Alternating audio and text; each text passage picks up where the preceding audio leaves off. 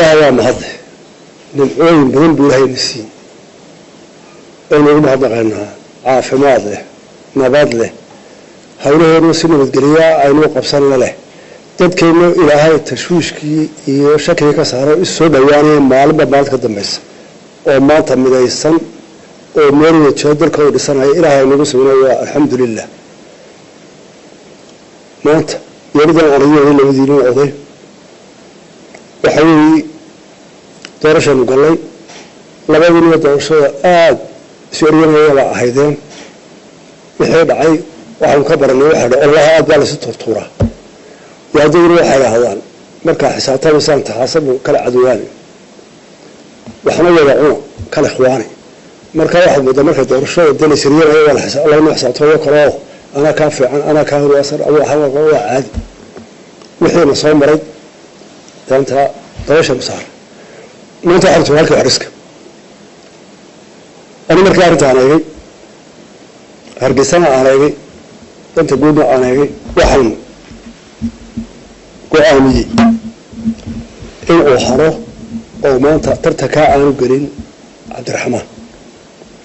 صوابها يا أبو الشيخ وحنا آدي أبوك مغضقية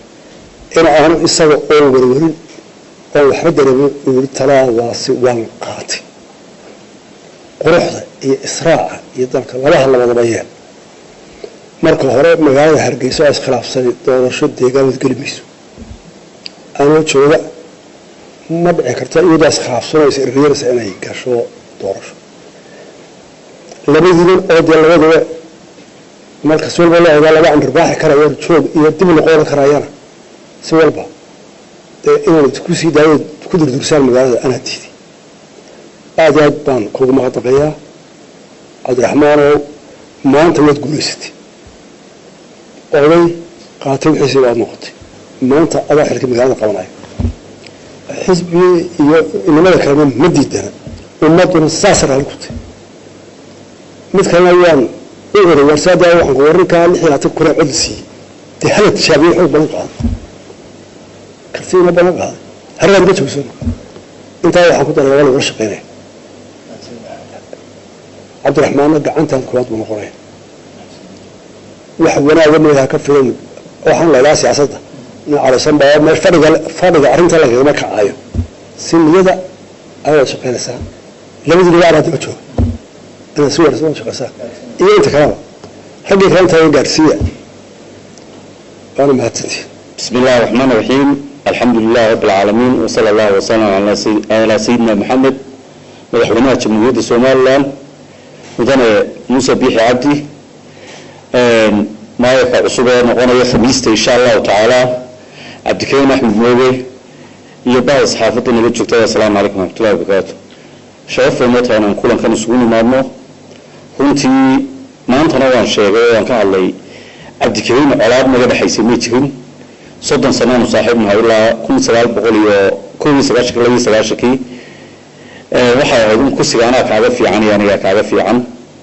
أنا waxaan lahaa waxaan dhameystirayaa qabiyooyinkii yaalay Cabdi Kariim ma wuxuu lahaa waxaan sameeyay magaalo cagaaran waa tartanka dadku waxay u dooranayeen 290 kubaa ka odayakiisa waxay soo dooranayeen 17 xildhibaan 17 xildhibaan ayaga iska dooranayay maayik oo hada cilmiga madaxweynaha inta soo dhowr kulan qaadanay markii dambeeyna ka qaatay go'aankii ugu maanta ugu joog iyo duruufo badan leeyahay runtii siyaasiguna ma aha ka carooda waa ka wax ka soo dhacayda xalkeedana dhameeya anigu madaxweynaha iyo dalkayga iyo magaaladayda qadaynaya inaan Cabdi Kariim la shaqeeyo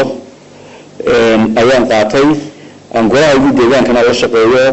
aan oday la shaqeeyo noqdo kamid ah xubnihi la soo doortay labadii waad baad ku maamulaya madaxweynaha baad maasantay assalaamu alaykum bismillaahir rahmaanir rahiim marka ugu horeysaa madaxweynaha waan mahadnaqayaa tan iyo maalintii aan baaqo soo diray madaxweynaha arrintan soo dhex galo sidii wanaagsaneyd ee madaxweynuhu uu xil isaga saaray inuu arrintan galo hargeysa u mideeyo ay midnimada hargeysa doorashan u galay waxay ka bilaabmaysay in xildhibaanada 17 la doortay madaxweynahoodii odaygoodiia inuu dhex galo codka shacabka inta badani marka sharciga loo noqdo de haddii la idhaha xildhibaankii ugu codka badnaabaa noqonaya maayer sharciga ma waafaqsana sharciga waxay ku waafaqsan tahay in 17 xildhibaan ay shirka galaan ay codeeyaan ay dabatana doortaan qofka ay doonayaan laakiin madaxweynuhu isagoo mahadsan shacabkiisa jecel inta badan ixtiraamay tixgeliyay baaqa anagu aan dirnay waxa baaq aan ku doonaynay in dadka faraha badan ee maanta markii ugu horeysay si ku xora qabyaalad u codeeyay ka codeeyay xaafado iyo degmooyin kala duwan qofkii u codeeyeen in markaa la doorto madaxweynuhu arrinta xil iska saaro runtiina madaxweynuhu dhowrka cashay tagay si mas'uuliyad leh madaxweynenimo leh odaygii qaranka ayaa arrintaa u galay una dhammaystiray walaalkii cabdiraxmaan maayarkeygii hore weliba maayar isagaa weli maayara waxaan uga mahadnaqayaa in isagoo xaq u leh inuu mar labaad tartamo isagoo xaq u leh marka horena sheegeen hon lahaa inuu isaguna madaxweynihiisa codsigiisa ka aqbalo oo runtii aniguba aan aqbali lahaa haddii madaxweynuhu uu iga codsado waxaan madaxweynaha uga mahadnaqayaa inuu danta hargeysa ku horreysiiyey danaha xisbiyada waayo markaad eegto arrintan siduu u maamulay wuxuu u maamulay si laxjecel leh hargeysa jacayl leh madaxweyne dadkiisa iyo magaaladiisaba jecel waayo hadduu indho xisbi ku eegi lahaa xaajadu halkan ay caawa soo gaadhay may soo gaadhin madaxweyne kaaga mahadnaqaya aad iyo aad baan kuugu mahadnaqaya cabdiraxmaan maayer aad iyo aad bay mahadsan tahay waxaad qaatay go-aan geesinimo leh waxaad ixtiraamtay madaxweynahaagii waxaa nagana noo farxada waa aragnimadaadii inaad golaha kula jirto oo nala joogto waxaad insha allah noo noqon doontaa odaygii golaha deegaanka iminka dewi kuma noqon doontaa odaygii hargeysa